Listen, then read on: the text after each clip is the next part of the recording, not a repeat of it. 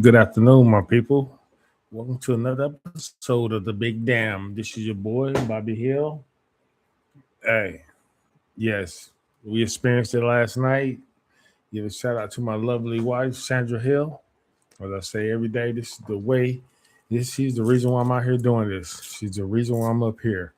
And last night, you know, she, like I said, she's not a number four. She wasn't a big sports fan, but earlier this year I showed her earlier this season, which was the end of last year. I showed her a clip of Victor Wembanyama, and I told her that he was the one, that he's it right now. This was early in the year, and then when she saw him, she could recognize. You don't got to be no basketball scholar or aficionado to recognize that when you saw him, you saw greatness. You know, uh, you saw something that was different than everything else that was out there. And she began to follow him, and become a fan and stuff. And when the playoffs started, we sat here and watched a couple games. And I remember the first game in Portland we saw, and he did his thing, and she was very impressed by that. She's familiar with the players. I think she likes Stephon Castle, Dylan Harper, Vassell, and I keep on forgetting the center name, the backup center, the white boy, number 7. She likes him. I mean, he's pretty good too. So yeah. Um yes, it's been, yes, it's been pretty good. Like I said, it's been, she's been, learning the players, learning the game. She's been, like I said, by the time we started watching the playoffs, she's, well in tune to the game, and she's, like I said, you can recognize, you don't have to be like a sports fanatic or be familiar with sports. You recognize when you see something good. You see something good or you see something bad. And she can recognize like which players were good, which players were, you know, not as good. I ain't gonna say bad because there's no player in the NBA that's bad. Every player in the NBA can play basketball. Every player in the NBA can play basketball better than a non NBA player. Period. Period. Period. The gap between the worst NBA basketball player and the non NBA basketball player is very, very wide. Believe it. But yeah, so last night, we was watching the game. Well, actually, she was busy. She was busy cooking dinner and stuff, but I watched the game. I watched the entire game, and and she wasn't able to join it until like the fourth quarter. No. Sometimes it was like it was the third quarter. Third quarter, she was watching. And then, like I said, San Antonio was winning. They were up. Most they were up. Sometimes it was up double digits and stuff, and they were, but they were up, but you never felt like they were like in control. Like they were, you were hoping they were going to win. I mean, you saw, Wemiyama was doing his thing, even though the backup was, the back there. I want to say the backup, the supporting cast they were doing okay. I mean, they sort of went sort of cold on 3 in the fourth quarter, but they were doing okay. I mean, even though Castle, he had 11 turnovers and stuff, they were still, okay because they had the big man in the middle that could, like the big eraser. He erases all the mistakes that they made. But yeah, she comes in, and then they still playing good, but like I said, the backups. I mean, not, I keep saying backups, but the supporting cast kept getting, they got cold. They couldn't hit a shot. They couldn't hit anything. Being that, even though I've questioned and been hard on Darren Fox, but they missed him last night. They missed his leadership, his court savvy, his quickness and stuff. They missed that last night, and it was evident. But they still persevere, you know. So they will. they were trying to hold on, but being showing the championship pedigree that they have, being defending champions, Oklahoma City came back. Shea Gilgeous-Alexander, won his second MVP, and right there in front of Wembanyama, and he admitted that he took that personally. About that sound like Jordan on The Last Dance. He took that personally. Because he felt like he should have been MVP, and he mentioned after the game that he wanted to win that award. He wanted to win several of those awards. So this man is focused. But Oklahoma City came back. They came back. They took the lead. It was back and forth. And then at the end of the game, in a regulation, Chet Holmgren, came up with a big time block of Wembanyama at the end of the game. So, into the regulation, so they go into overtime, and this is still, like I said, still going back and forth, and just two heavyweight champions going back and forth, two heavyweight boxers going back and forth, one hitting them with a jab, other one hitting them with a left hook, just going back and forth. So they fight to a second overtime, and then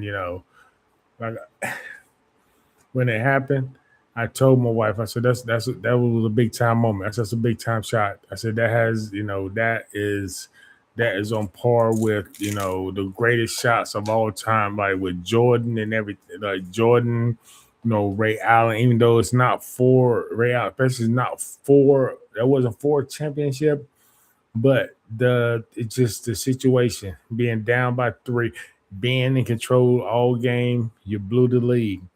You force they go into overtime. You force a second overtime, and now you're down by 3.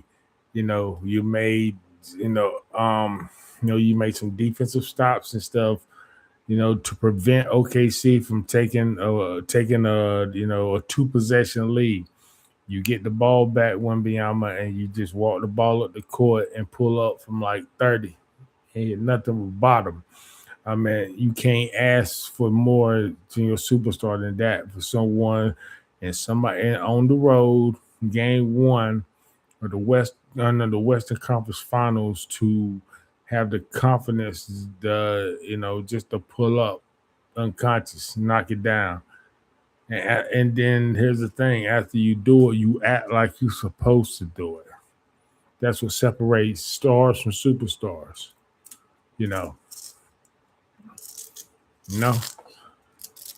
So then after that, they tied the game, and then the shout out to the everybody, the supporting cast, everybody else on the squad, because they realized then that he was going to carry them. So they know, get the ball to your man. He's got that hunger in his eye right now. Get him the ball and let him carry you to the promised land, to this game 1 victory, and that's exactly what they did. So shout out to everybody on that team for recognizing, you did what you had to do, but you recognize the moment that this man is living for this moment. He's trying to put his name up into the upper echelons of the put his name up there with the great ones, like this man right here. This man right here, that's who he's trying to get up here with. So he's starting out real good. Hopefully, they can come out, game 2. Hopefully they stay level-headed. Don't get too high during the big moments, and don't get too low during the bad moments. You stay on the even keel. So it don't matter. If it goes here, go down here, you still here. It won't affect your performance. So hopefully they can come out with the same confidence and same game plan. If Oklahoma City, they had hopefully they can, they get a better, for them, they're probably hoping to get a better performance out of their MVP, Shai Gilgeous-Alexander. He struggled for the first part of the game, but he showed his MVP stature. He showed his MVP, show his MVP swag by coming back with 24 points. It was double overtime, but he came back, man. He had it was a play at the end of I think in the regulation or the first overtime thing where um, Oklahoma City was down by 2. And Shai Gilgeous-Alexander, I think he had, was it Stephon Castle or one of them? They had him out here on the island.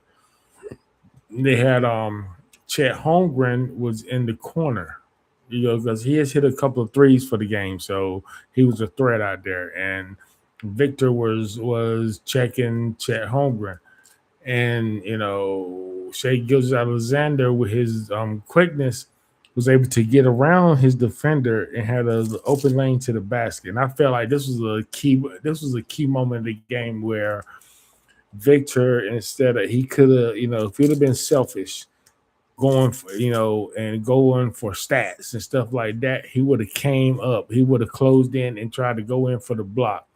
And Shai would have kicked the ball out to Chet Holmgren for a wide open 3-pointer. So, and possibly they would have lost that game. So that right there was an intelligent play by Victor to recognize, hey, I can give up that 2, and we can be tied and go into overtime or double overtime and give ourselves a chance rather than risk giving up a game-winning 3-pointer at the buzzer and making it a little bit harder, losing the game, being down 0-1. So I think that was a great decision by Victor not to think about the team other than thinking about your own selfish stats and getting more blocks and stuff. Trade one block for a game. Instead of having 4 blocks, instead of having 4 blocks in the L, he take 3 blocks in the W. And that's what team ball is all about. Sometimes you have to give up your individual goals sometimes to achieve a bigger goal for the team. And that's what it is about sports sometimes. It's like that. Some say it's fair, unfair, but if you play as a team, sometimes you have to, being part of a team is learning how to, you have to sacrifice sometimes your own, your own goals, your own ambitions for the betterment of the team. And, and the end result, it's satisfying after you make that, if his sacrifice is worth it. Now, some people sacrifice and it don't yield like, satisfactory results. And sometimes it's, it happens. Not all sacrifices pan out. So,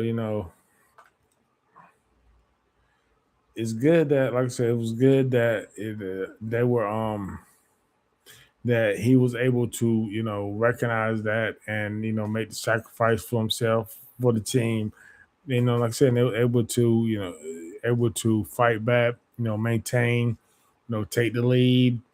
They got Victor the ball. They took the lead, and then and they kept it. They kept giving the ball to the beast, and he kept producing. That's what leaders do. And he showed that he was a leader, and he put the whole league on notice. So it's what they say, check ball. Okay, see, you better respond. If you go down 0-2 coming back, coming back to San Antonio, it could be over before it even started. It could be over. And I'm sorry. I know they haven't played a game yet. They played the first game tonight, and I don't care what I see out of Cleveland and New York. They don't have nothing for Wembanyama. Wembanyama, if he goes against Karl Anthony Towns, he's going to eat that young man alive.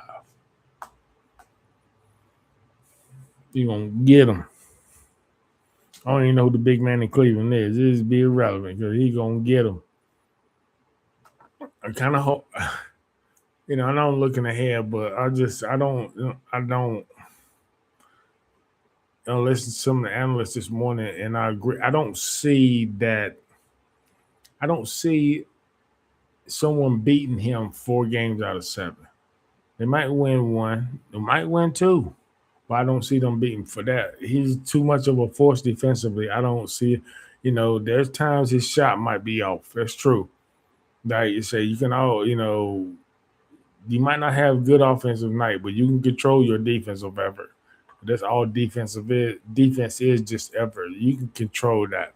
So if he's even though his threes might not be falling, maybe he just somebody just might not be in that groove in that zone that night. I bet you if he's locked in defensively, they will always have a chance to win, a good chance to win. hmm So and yes, you see me with the shirt on. I went and bought my wife a shirt. We ain't got me a shirt. I like this shirt. I like this. I like this. You know, I like this. Like I said, I like getting into this. I haven't never like experienced stuff like this, like being a part of being a part of the fandom. I'm not a fanatic. No, no, no. Just being in the fandom of a pro sports team. I never like you know experienced this in my life, so it's fun. Like ever since I've been down in Texas, I sort of like I'm because I was down here when they drafted Wembanyama, and I saw from the day one they drafted him that it's been a buzz around here, and I've been happy to be a part of this little buzz, and now it's done morphed into something special. You're trying to make it into something more, something legendary, and they have an opportunity to do it starting this year, and I'm saying the ceiling is so high for this man. This man could win, he could no telling how many times. Now, no telling how many times this man could be in the finals or win championships. No telling. There's a ceiling. That man has a high ceiling. But I do believe, you can't tell the future, but I do believe this man is gonna be hoisting that he's gonna be hoisting a lot of, Larry O'Brien trophies and a lot of MVP trophies. I truly believe that. hmm Like I said, it's special to see. It's special to see. Especially somebody that's, I like his mannerisms. I like how he gets down. Just like his get down, man. I like how he conducts himself on the court. And I like that scene where he showed the team looking at him and he's looking back at his team and they are in awe of this is the man they see every single day. So they know exactly they know exactly how he gets down, and they still are in awe of what they see on this man on the court. He's one of one. He's one on one, and it's gonna be hard to if that man get to the mountaintop. It's gonna be hard to bring him down. Very hard. Very very hard. I said he has a whole city here. Everybody they love him. They love him. And I will say this. I will, God willing, if I'm still here, if this team is fortunate enough to win the title, I will be down there at the celebration parade downtown. We already done discussed it. We already done said it. They win, we're going downtown. We're gonna be a part of that. You know, if I can try to go live from there if I can. Can't promise you anything. I ain't gonna promise. I ain't gonna say I am 100% because I don't want to make promises that I can't keep because I don't want to look like I want to look like that. That's like that up here. But if I can, I'm gonna try to go live. Now I just take some videos and post it up and post. So but I will be there if they fortunate enough to get there. I will be there. We'll be there at the. I will be there at the parade. Like I said, and it's a beautiful thing to be around here to see, just to see the fandom around here. Just everybody from the newborns and the little infants to the the elderly, the abuelos and the abuelas. It just it's Spurs everywhere. 80-year-old man with a Wemby jersey on. It's just it's a sight. It's just a beautiful thing to say.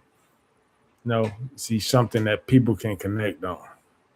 And like I said in my earlier podcast, because there's so many things or so many forces out here trying to divide us. So it's good that people around here find one thing to connect on and to get behind, because it makes the city feel good to know that the whole world is looking at, this team from San Antonio, you know, and this team represents this beautiful city. Uh, I said it's not even, it get overlooked. Why? Because it's not Houston and not Dallas. But people, and I wish people could come down here to San Antonio. This is a beautiful city. Got a lot of culture down here. It's just it's a lot to do down here. So I wish people could come down here. I wish people I knew, my family, could come down here, my friends would have come down here and just experience it. Maybe one day. But I'm glad to let you know how it is down here. Keep keep tuning in. I'll let you know. Tell what's going on down here.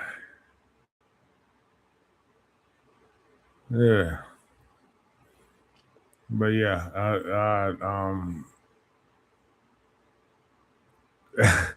what was funny was, I me and my wife went and we didn't got the shirts, got some shirts today. So, she was trying to get a white, I think it was a white shirt or pink shirt, or because I had gotten this black shirt.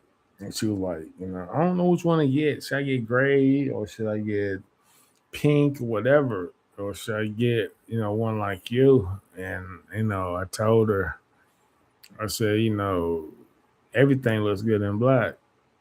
Everything go good in black.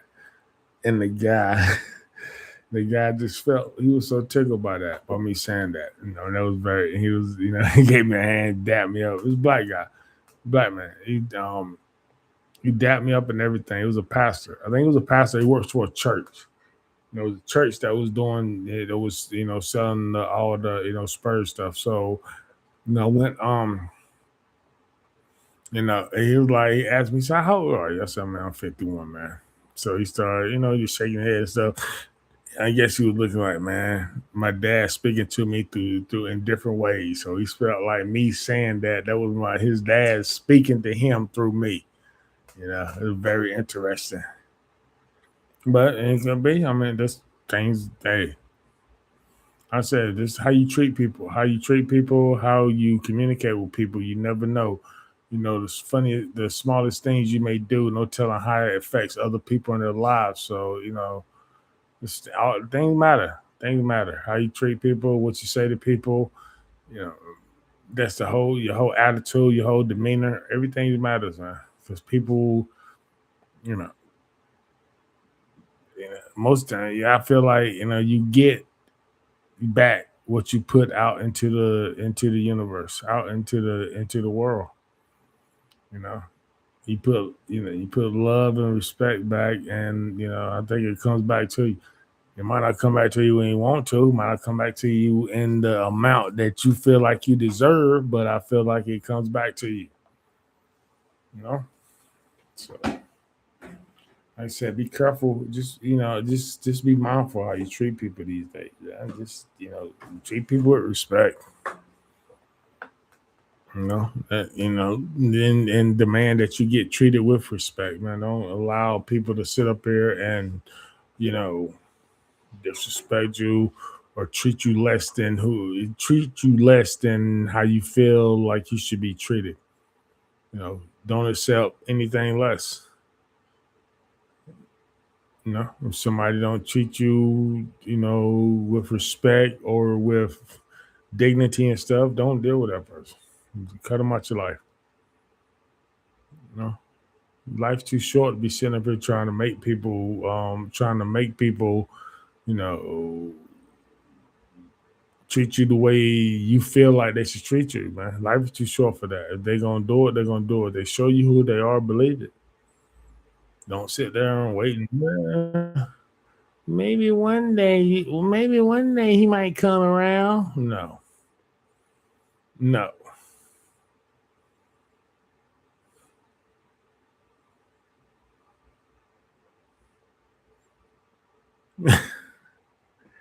Oh my God, I can't do it.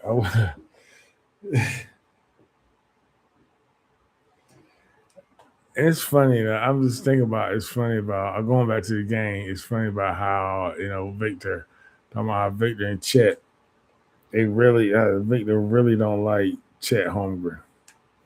And Victor has showed that he showed that he don't like him. And last night he played like he don't like him. Now it's up to Chet Holmgren to respond. Because I feel like Victor gonna bring that same intensity. Because I feel like he is a point.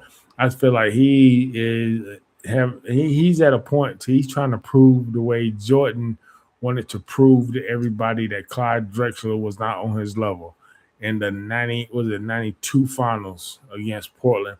I feel like Victor probably is on that type of trajectory as far as with his little beef with Chet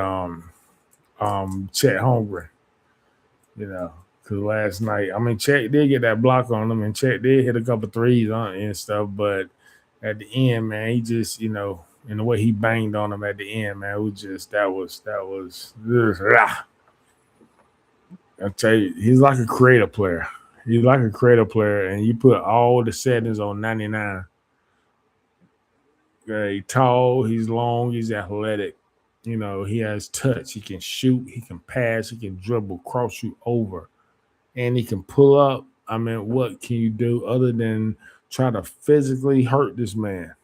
What can you do to stop him? You can, and he'll shut you down, and he'll block your shot, shut you down. There's nothing you can do.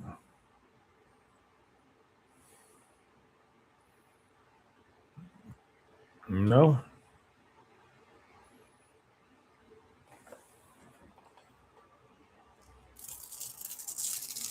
It probably asked him. I told Ed I was going to say this. This is how I was going to say it. They're probably asking Victor. Probably asking, hey, man, you ready for game 2? And I can see all I think of is Harlem Nights. Hey, Victor, man. Hey, Victor. Are you ready for game 2? Ready? Yeah, I'm ready. Yo, oh my God, this is a little thing I'm having. But yeah, I see. Personally, in my opinion, I think they're gonna if OKC don't win game 2, I think they're gonna get swept. Period. Because I think they're gonna come back the Oklahoma. I think they're gonna come back to San Antonio, and this is gonna be a wrap. Because the energy in that building is gonna be. So yes, if they don't win tomorrow, is I don't see it. I don't see it. And one thing that came up, it's one thing that came up. This morning with me and my wife talking about all. And this is has to do with this too, but in a different way. This morning we was watching coverage on people talking about the game and stuff, and I was looking at ESPN this morning, and I was telling her about like I said, I was I'll be on on Facebook because this is for the older people, as the young people say, Facebook is for older people. So I I'll be on this group. It's called Talking Sports with that guy. I've been on it for years, and we talk about sports and everything. Talk, a lot of sports. A lot deep into the LeBron Jordan debate. And there's a lot of people.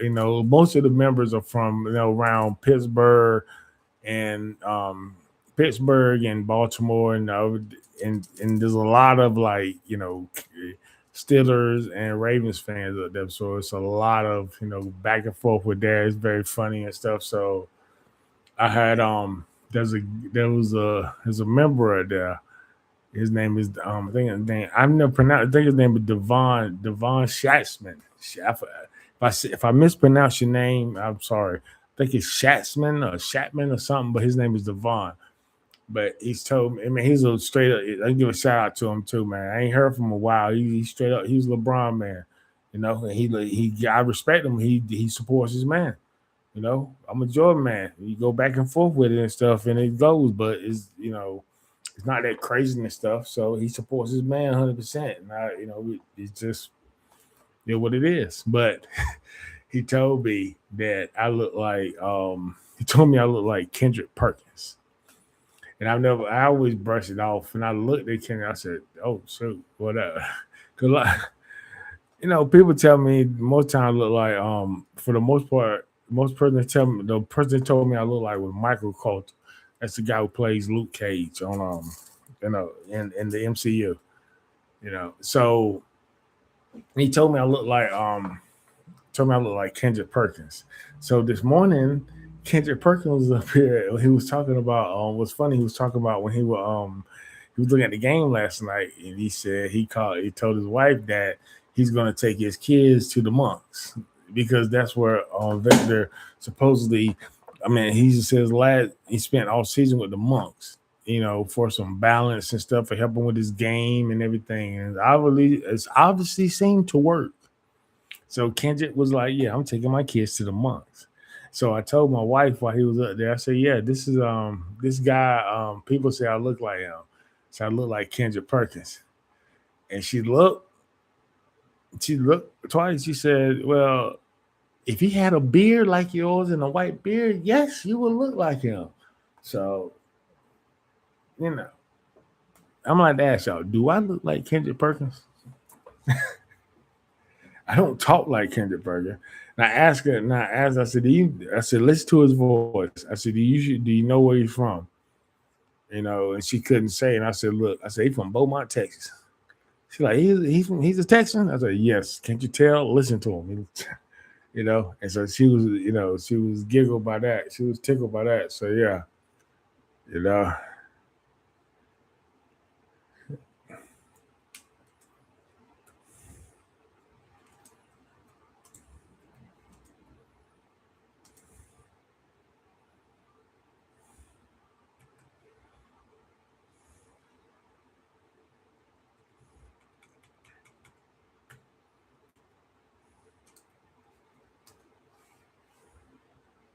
Sorry, just right now.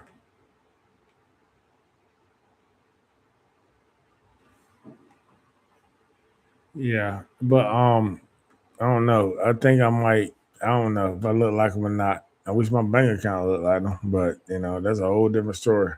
But yeah, I like Kendrick Perkins. I like him because he's real with it. He speaks the truth. I mean, he speaks. I ain't say well, whatever. He speaks. He's a guy with his opinion. I ain't saying if it's truth or not. He has his opinion, but he stands by his opinion. You know, he's entertaining when he says it, and sometimes he says it in a way that's familiar to the way that the way that I grew up. So yes, it's very refreshing to hear him up here. Sound like somebody that sound like somebody we used to hang out with back in the day. So he's a good peeps. But yeah, people say we look alike. I don't know. I think it's because we dark, and he ain't bald headed, but he need to go bald. I seen his hairline. It's going back like the damn tide go back. His hair going back like Stephen A. Smith, like low tide when it goes. So yeah. Um.